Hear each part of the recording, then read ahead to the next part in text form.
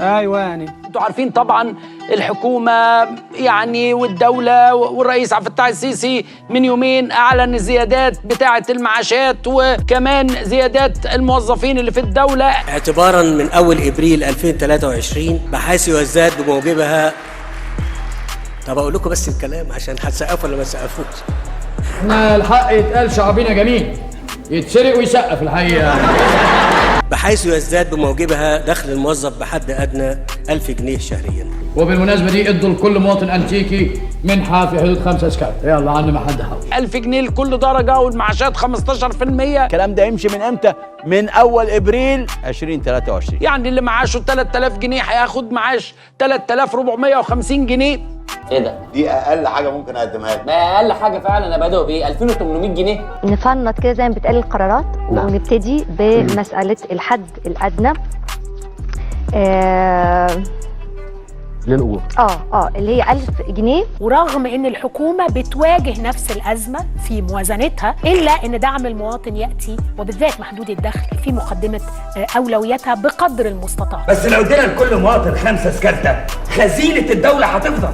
طيب بسيط، ابقوا بعد شويه خدوا من كل مواطن ضرايب 10 اسكات. القرارات دي اتخذت ببلاش، لا دي هيبقى لها تكلفه مليارات المليارات. اللهم صل على النبي. شفت الفلوس مترميه تحت رجلي ازاي؟ شفت المجرم بياخد كام في الشهر؟ طب هدفها ايه؟ هدفها ان نحمي المواطن، وخاصه بعد تحريك الاسعار. ما احنا شفنا سعر الوقود. قررت وزاره البترول المصريه رفع اسعار اصناف البنزين الثلاثه المتداوله في البلاد بواقع يتراوح بين 7 و11%. ادوا للناس في الاول علاوه يفرحوا بيها، بعد كده هنرجع منهم اضعافها. يعني تقول بعد كل الضغوط اللي احنا فيها دي وانتم بتقولوا ان انتم بتحاولوا ما تخلوش الاثار تبقى قويه علينا، صدقوني طب وانت كان عقلك فين؟ يعني انت بتسمع اي كلام تصدقه؟ وانت عبيط؟ ده حوار انا عامله عليكم عشان ادخل البيت من غير ما حد ياخد باله. كل واحد فيكم يطلع اللي في جيبه، الو، تليفون، شجر كليوباترا، بكساويك. فده جزء من محاولة الدولة انها تخفف اللي بيحصل، ان احنا عندنا تضخم، يعني عندنا اسعار مرتفعة وتضخم عالي، شيء يساعد على مواجهة التضخم. كمان مع سياسة مرونة سعر الصرف كان في انخفاض لسعر صرف الجنيه او لقيمة الجنيه امام الدولار. والتفكير بتاعنا ربنا بيهدينا الاجراءات ممكن نعملها تسهل الامور. اسمعوا، زودوا لهم فواتير الكهرباء وفواتير التليفونات وفواتير الغاز، ولو حد اتكلم الزوار. يعني في شابه قالت لي عايز اسالك سؤال، فقلت لها اتفضل. قوي احنا جاهزين مش جاهزين يا جاهزين طبعا. فبتقول لي انت مش خايف؟ انت مش خايف؟ انا دماغي لفت يابا، انا خايف يطلع لي من الشيشه. فقلت لها لا مش خايف، لا مش خايف، لا مش خايف يا اخويا اولع انت بجاز. طب السؤال بقى لما بنتي اللي بتسأل السؤال ده بتقول لي انت مش خايف؟ احنا مش بنخوف بعض.